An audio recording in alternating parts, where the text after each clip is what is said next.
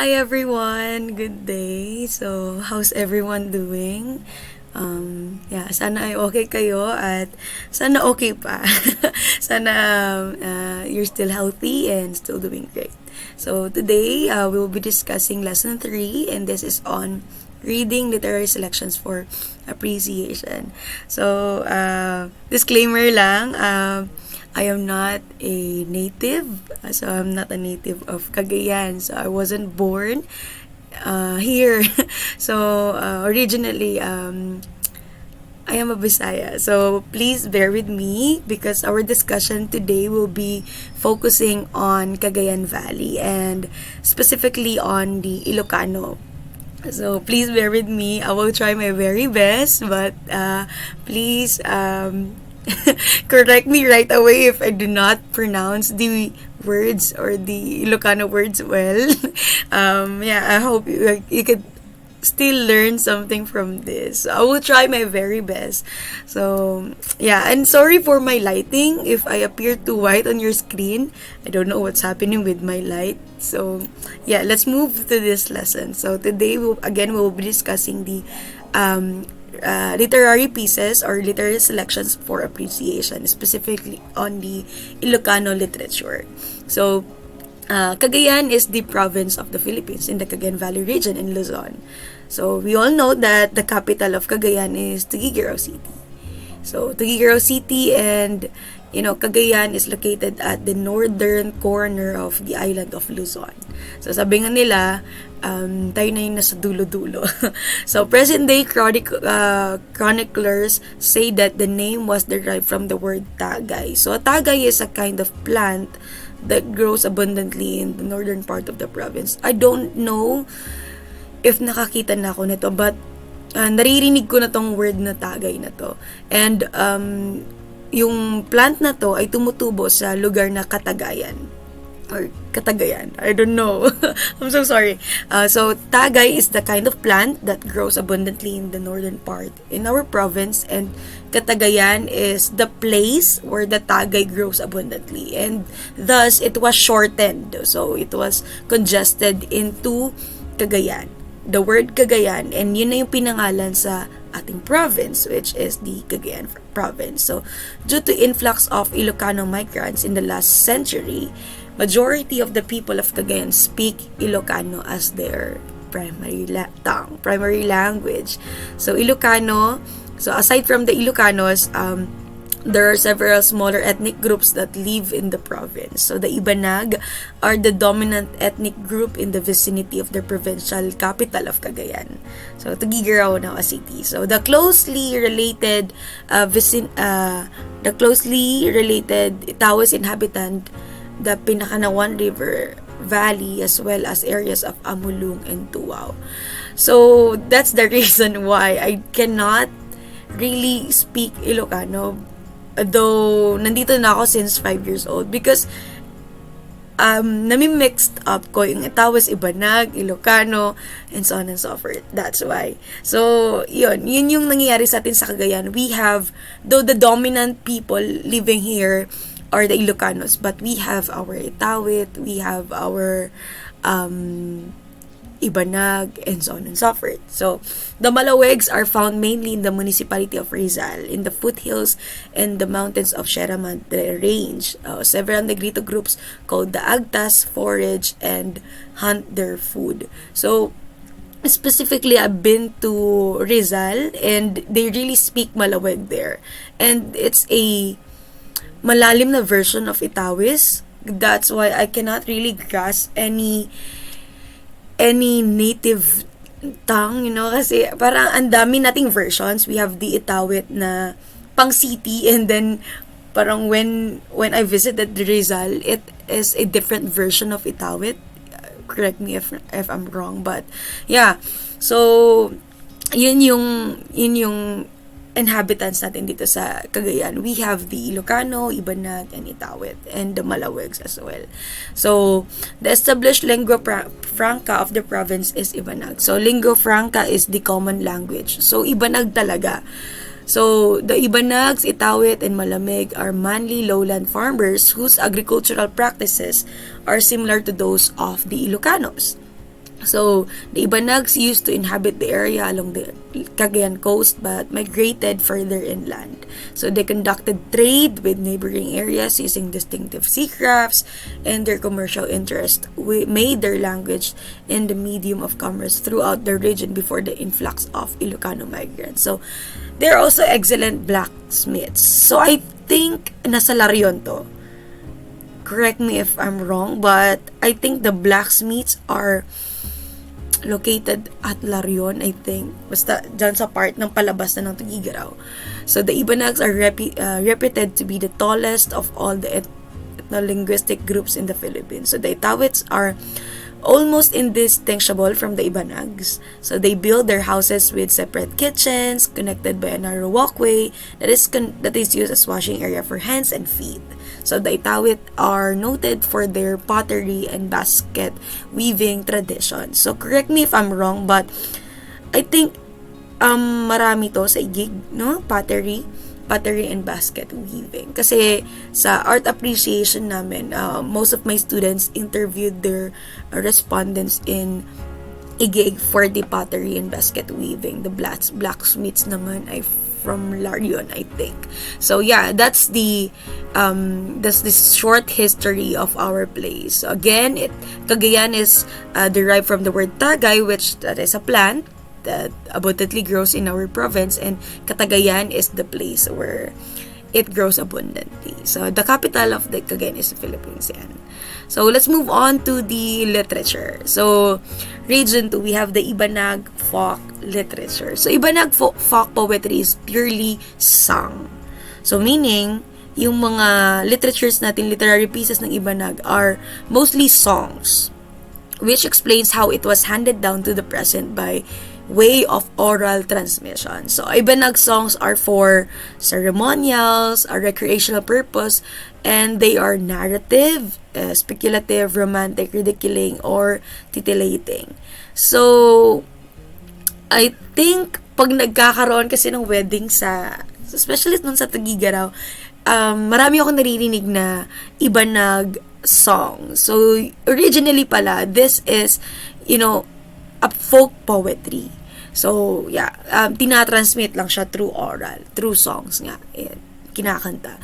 So, ang gumagawa niyan is the versestas. So, let's talk about the verso and the versestas. So, verso is the Ibanag counterpart of the Spanish coplas. So, this is a foreign line rhythm Spanish songs. So, this appeared during the golden age of Spanish literature. So, yun nga, often on the composed on the spot by the versestas. So, during special occasion or social occasion like wedding, baptism. So, yeah, it is intended to entertain and to moralize. So, yung versestas, kung nagkaroon na kayo ng literatures of the world noon or masterpieces of the world literature, we have the so-called bards, scop, or minstrel. Sila yung mga matatanda na, tapos when there's a special occasion, they would compose a poetry right away on the spot and ginagawang kanta. So, ito yung ating Ibanag counterpart. So, ang tawag dyan ay verso. So, ang gumagawa ay versesta. Yes. So, yan. Ito yung isang example niya. Again, yung verso pala, it may evoke sadness, joy, laughter, it is to ridicule or give wisdom. So, yeah. Kaya may nakalagay dyan na to entertain or to moralize. So, I will try to read the first verse literary piece. Please. Wish me luck. So, ari ka mavurong ta, kabadi ko I'm so sorry, I cannot pronounce it. Kabadi ko lalong kwak, kumamaya pa ka na kuutun ko kag. I don't know.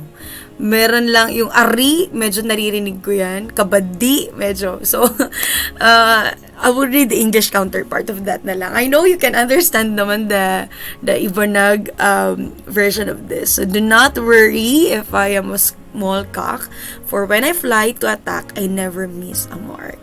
So this explains an expression of the determination of the cocksureness of the Ibanag in love, fight, or contest despite his size. So humility, poverty, and misery. So yeah, so despite of, di naman tayo sobrang matatangkad lahat since originally Filipinos are not naman so much tall naman. So this certain literary piece shows that even if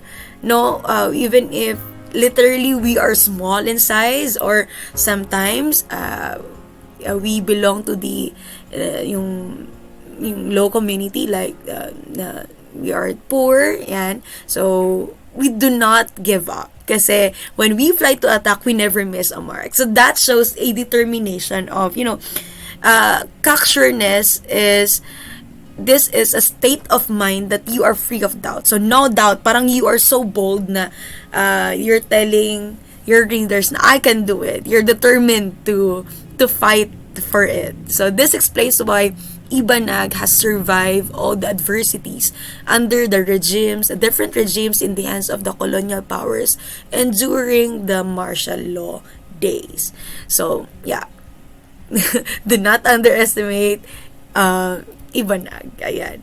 So, example of a love folk song. I don't know.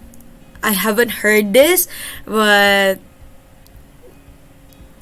baka pagtawanan nyo lang ako pag I don't know, hindi ko talaga alam. I'm so sorry, but I will try na lang. So, ulapaw ang makayayang ayan na.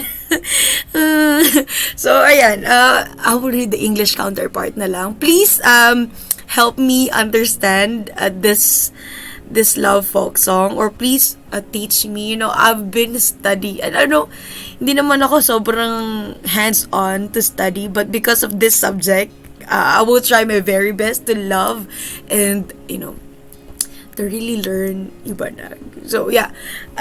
The English counterpart is, "Oh, lovely flower, may your eyes behold forever. May you not wither nor die, that long you may be the gem of my eyes." So, medyo cheesy siya since this is a love folk song. So, some Ibanag folk songs were inspired by the reaction of people towards their environment. So, this is expression of feelings and emotion caused by their works, labors, government leaders, and relationship among fellow men. Okay, so let's move on to Pavulon. I don't know if this is Pavulon or Pavulon. Pavulon is a riddle. So, it is any misleading, mystifying, or puzzling question to be solved or guessed. So, riddle is a mere game or a more serious challenge. So, for Ibanags, it is either a folk amusement or mental excursion. So, it is aimed at relaxation, entertainment, and pacifying anger or feud. So, riddle, alam naman natin sa English yan, yung mga maliliit na lines, phrase lang siya na huhulaan mo kung ano talagang yung pinaparating niya, kung hulaan mo if it's a thing, an animal, or so on and so forth. So, let's read this example. Numagitubang at tanang, manadak alino. I don't know if please grade my pronunciation on this. I'm really sorry. I will try my very best, wala kasi akong kasama ngayon na marunong since all of my family members are Bisaya, so I do not really know how to speak this. But yeah, in the English counterpart, when it sits, it is tall. When it stands, it is small. So that's a dog. So the riddle itself means leadership. So when a leader stands to campaign, he appears to be small, lowly, humble, a willing servant of the people. So hindi na ako magsalita much on this kasi alam nyo na yan, no? So when elected and sits in possession, he begins to be tall since he has the authority na the power. So tall in visions, hopes, aspirations for his people, tall in whatever good things he does for the people. So, a riddle, pwede siyang for entertainment lang, but, it can also relate to more serious things. So, ayan. Another thing is, this riddle about the candle. So, sini patu itaday nga babay. Kanan na bagi na naa magurora. I can only pronounce the sini and the taday because I know that sini is ano, and taday is isa. I don't know. Please correct me. So, that riddle is, who can be this lady that eats her own body? So, it's about the candle. So, the candle appears to be white, right? So, matangkad siya, puti siya. So, that's parang a reflection of what a lady looks like. And she eats her own body since pag inilawan na siya, nauubos na siya. Ayun. So, yan yung riddle na yan. So, let's move on to the Proverbs. And this is called Unoni. So, please, I don't know. Unoni is a proverb. So, this is either a prose or a poetry. So, there are preachy, pedagogic, as well as theological. So, alam ko marami kayong naririnig na ganito, especially most of you are native language speakers talaga of Ibanag. So, yeah. So, I want to umunet at dun nga ari umulok ta davun. Nobody goes up if you did not come down. So this is an advice to those people who are reaching the peak of their success to look back from where they came from. I know, naririnig nyo na rin yan na sabi ni Dr. Rizal, hindi lumingon sa pinanggalingan ay hindi makakarating sa paroroonan. Ayun. So, sabi nga dito, nag-take down lang ako. If you want to move forward, every once in a while, look back. So otherwise, you'll forget where you came from and where you need to go. Kasi sometimes then, when we look back, we have this, it is a blessing, to look back on where we came from. And then, that will give us peace and contentment. So, and when we look back kasi, we realize of how blessed we are right now on, the different ordeals and struggles that we have been through. When you look back, there's that contentment in your heart and gratefulness din na, you have come this far. Yeah. So, yun, do not forget where you came from. That is the first proverb or the first anoni. So, the second one is, you rear a crow but that becks your eyes. Mamatugo katagayan nga manututo tamatam. Matam lang po yung naintindihan ko. Ayos yun. Yun ang pagkaintindi ko. So it reflects the Ibanag's abhorrence and loathe against those who are ungrateful, ingratitude that has caused feuds, violence, and vendetta. Vendetta is blood feud. So, it involves murder, yung mga yan. So, minsan,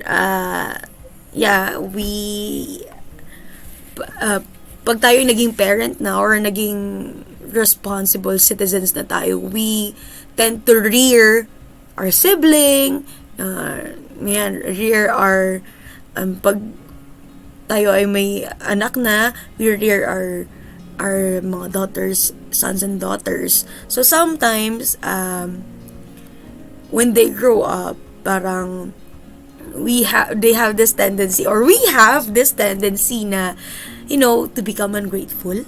So, yun yung symbolic na depicts your eyes. Yung crow kasi, that is a black, I think that's a big black bird na pag lumaki, they have the tendency to, to peck the eyes of others.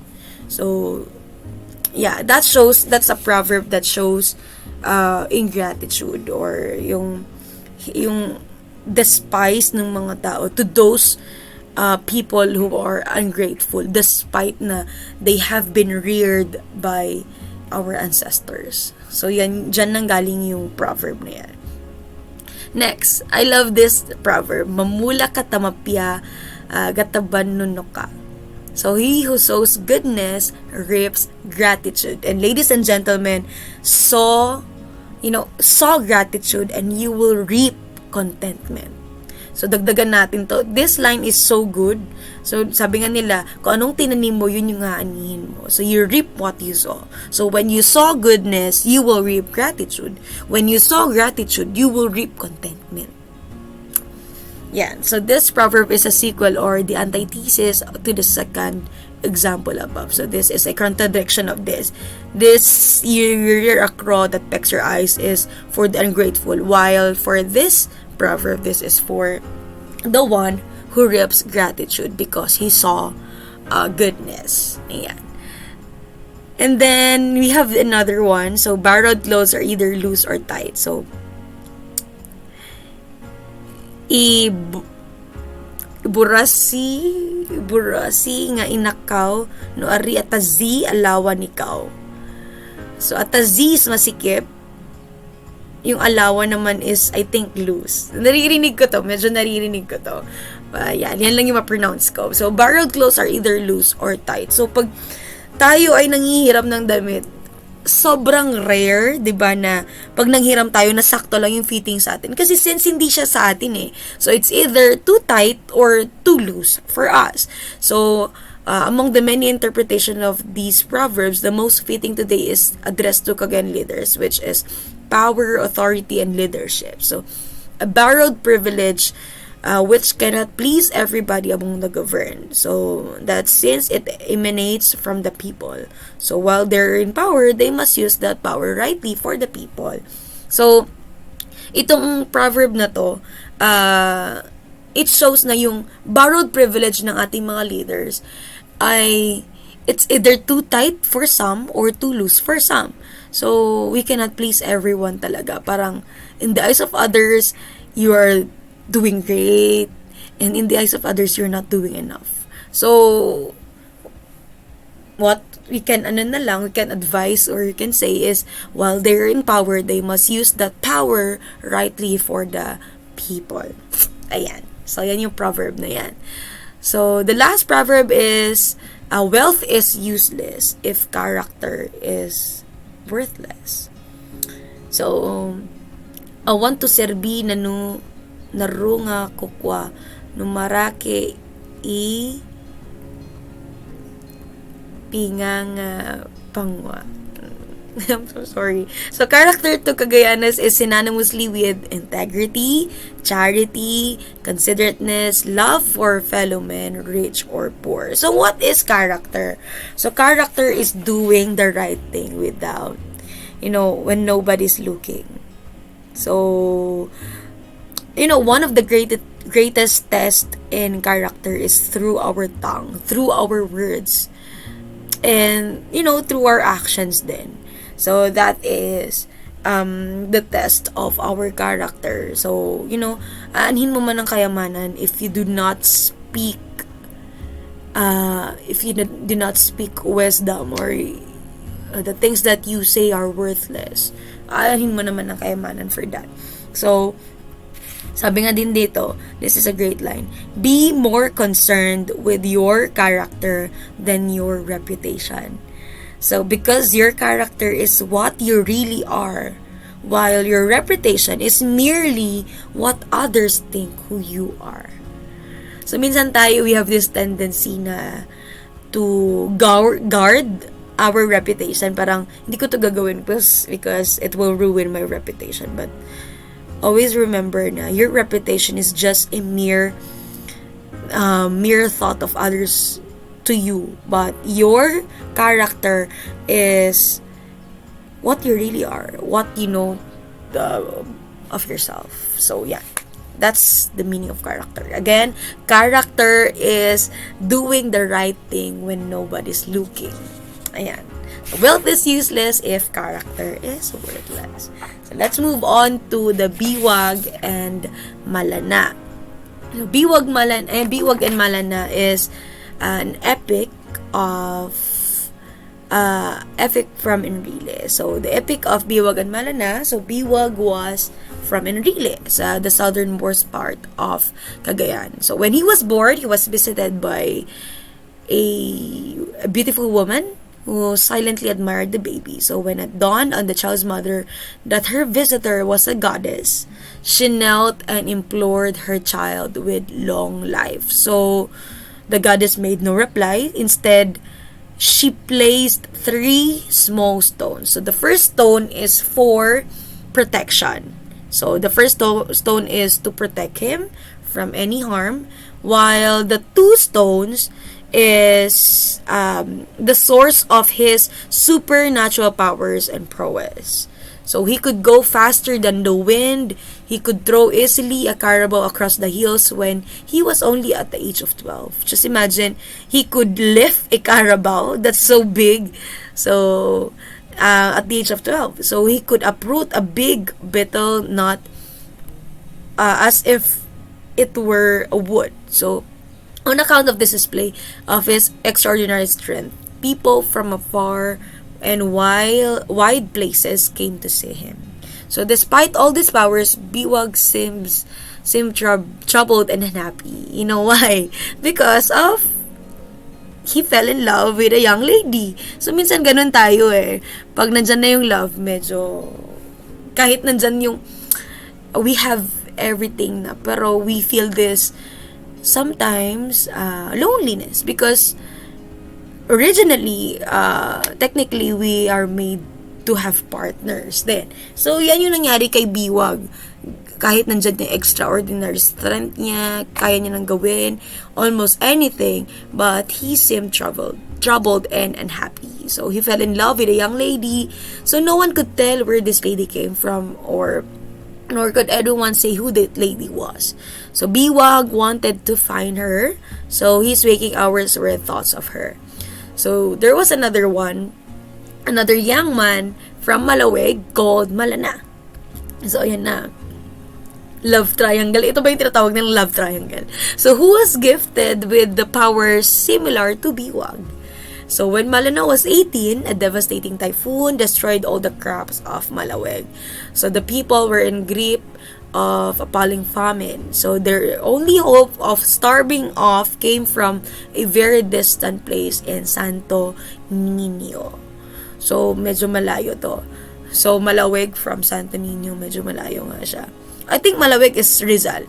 So, nung nagbibiyahe kami from Rizal to Santo Niño, that's 2 hours. So, nung time na yan, ayun nga, nagkaroon ng typhoon sa Malaweg. And yung source of food na lang nila is from Santo Niño. So it was very difficult and dangerous to journey the place because the river to cross was wide and full of crocodiles. So Malana understood the hazards of the journey but finally volunteered to take the journey. So he loaded caravans of palay to 7 bamboo rafts. So the people eagerly awaited Malana's return.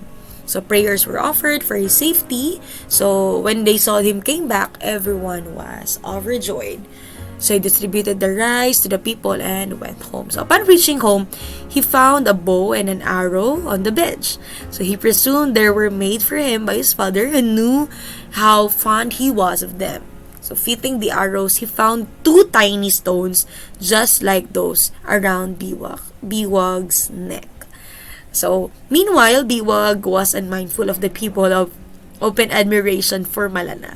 So, the lovely lady occupied his thoughts. So, medyo nawawala yung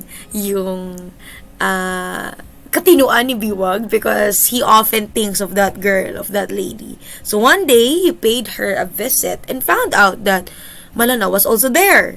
So, ayan na. Nag-start na ang talagang love triangle. So, Biuag became furious. So, he told the lady he will prove to her that Malana was unworthy of her love. So, he grabbed his famous spear and hurried to the window towards Malana. So, Malana recognized Biuag's spear and read it as a challenge. He hurled it back with the message that his powers were not meant for such feats. So, Biuag laughed decisively and interpreted Malana's message in a different manner. He said to the lady, "Your suitor is very strong, but he is a coward." So one afternoon, Biuag was taking a lift of the young woman when he heard sounds of 1,000 bamboo tubes. So he saw approaching from a distance great number of people from Malaweg. So leading the group was Malana, tall, broad-shouldered, and handsome. So na-imagine nyo na yan. So Biwag quivered at the sight of Malana. So the latter spoke first. Now I know why you challenged me. You covet the woman I love. So the gods forbid anyone from taking anything that belongs to the other, but I am ready to give you a chance. If the lady would allow us, we shall have a fight for her head. Ayan. So the day of the duel was controversial. So the news spread fast. So gaya ng chismis na lumilipad, ayan. So yan ang nangyari kasi and bali-balita nga na they will have a fight. And by mid-afternoon, the two mountains in the outlying hills were blanketed with men and women and children who had come to witness their heroes fight each other for the woman they love. So Biwag arrived accompanied by the people of Enrile. So he climbed the mountain eastern part. So yan. So, he felt like barking a command to the followers to kill Malana's people. So, Biwag arrived accompanied by the people of Enrile naman.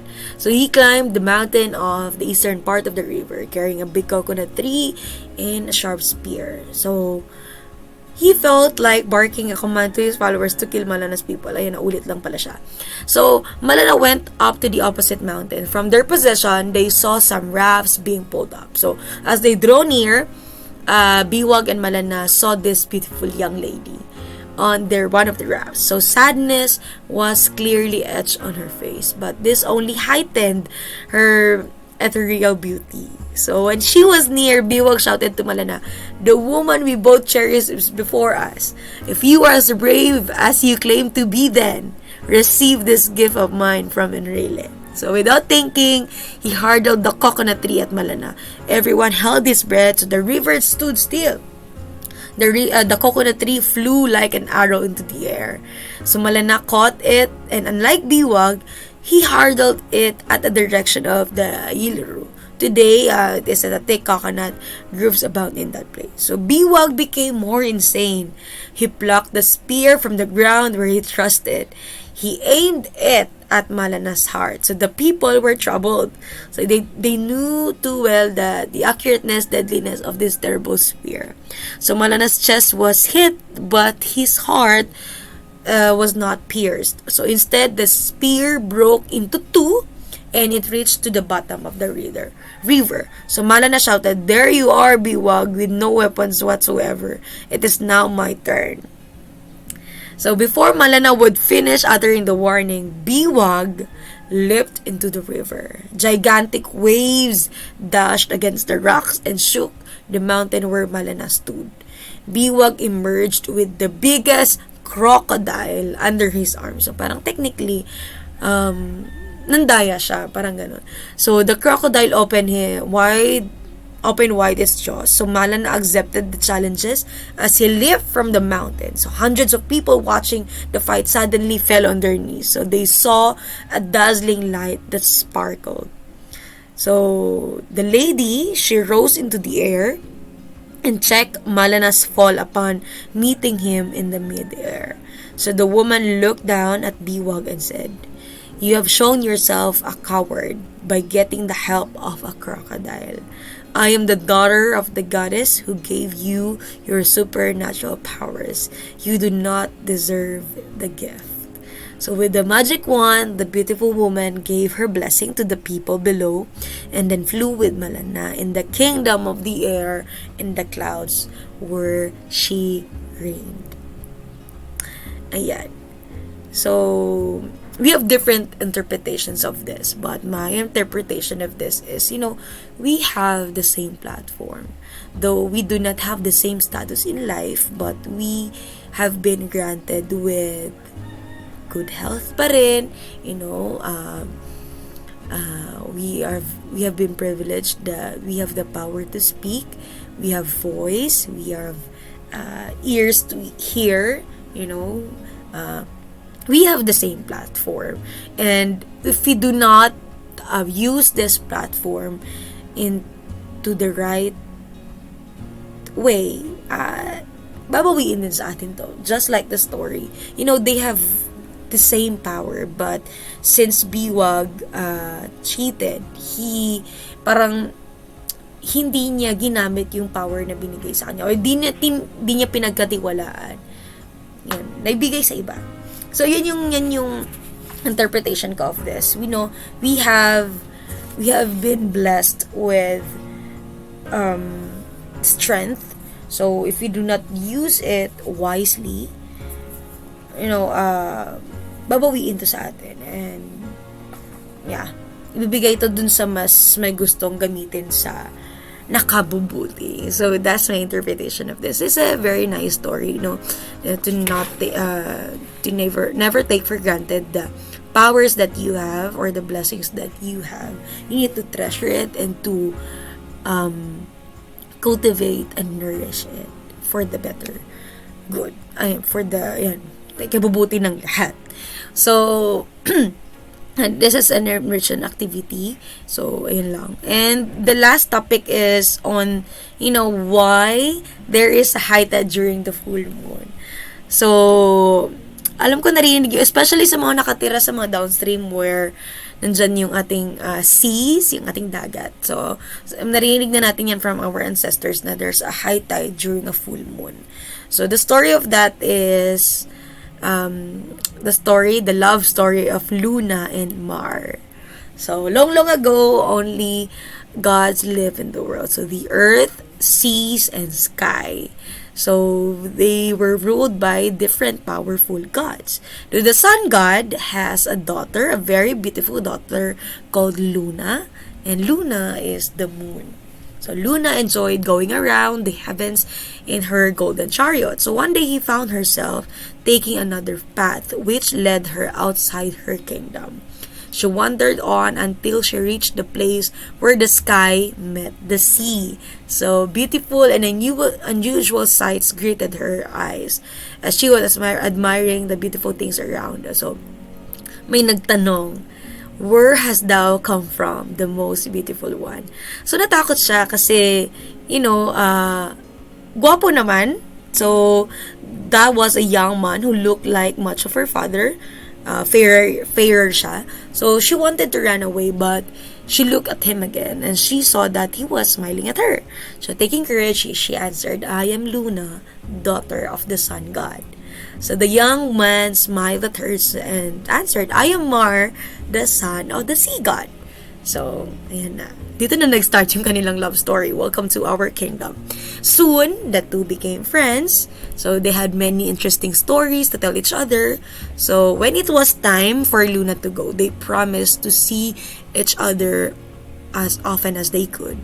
For they have many more tales to tell. They continued meeting at the same spot until they realized they were in love with each other. So kung you could imagine the sea meeting the moon, kung na-try nyo ng night swimming, nakikita niyan, it's really nice. So, yan yung nangyayari sa kanila during that time. So, one day, after one of their secret meetings, Luna went back to the heavens full of joy. She was so happy that she told her secrets to one of her cousins. So the cousin, jealous of her beauty and her happiness, reported the affair to the sun god. So the sun god was angered at his daughter's disobedience to the immortal laws. So he shut her in their garden and did not allow her to get out. Then he sent a messenger to the sea god informing him that his son Mar disobeyed the immortal law. So the sea god, who was also angered by his son's disobedience, imprisoned him in one of his sea caves. So, si Luna ay na-imprisoned sa garden while Mar was on the sea cave. So, Luna stayed in the garden for some time. So, she was very sad at the not being able to see Mar. So, she longed to be with him again. So, feeling very restless one day, she escaped from the garden. She took her golden chariot and rushed to their meeting place. So, Mar, who was imprisoned in the sea cave, saw the reflection on the water. He wanted to get out to meet her, So he tried to get out of his cave, causing unrest in the sea. So, ayan na, nagkakaroon na ng matataas na alon, ayan. So, Luna waited for Mar to appear, but he did not come. So, then he went back home, very sad. So, each time she remembered Mar, she would rush out in the golden chariot to the meeting place in the hopes of seeing Mar again. So, ayun, hindi naman nagpapakita si Mar since hindi naman sumakaalis dun sa sea cave. So, the fishermen, napansin ng mga fishermen na tumataas or nagiging unrest yung sea. Naging unrest yung dagat every time na nandun si Luna. Every time na nandun yung moon. So, the fishermen out in the sea believed that each time Luna, the moon appears, the sea gets troubled. So, sabi nila, it is Mar trying to escape from his cave. So, that's why there's a high tide during a full moon. Ayan. So, yan lang yung story. This is a myth. So, yeah. So, that's the end of our lesson 3. I hope na kahit hindi ko masyadong na-convey yung mga Ibanag words or Ibanag literature, literary pieces, I hope na this video entertained you pa rin. So, our next lesson is about epic or the epic poetry. So, I hope na medyo alam ko nung paano i-discuss yun. So, again, thank you everyone for listening, and I will see you sa ating lesson 4. Have a great day ahead, and take care, stay healthy, and stay happy. God bless everyone. See you again in the next lesson. Bye!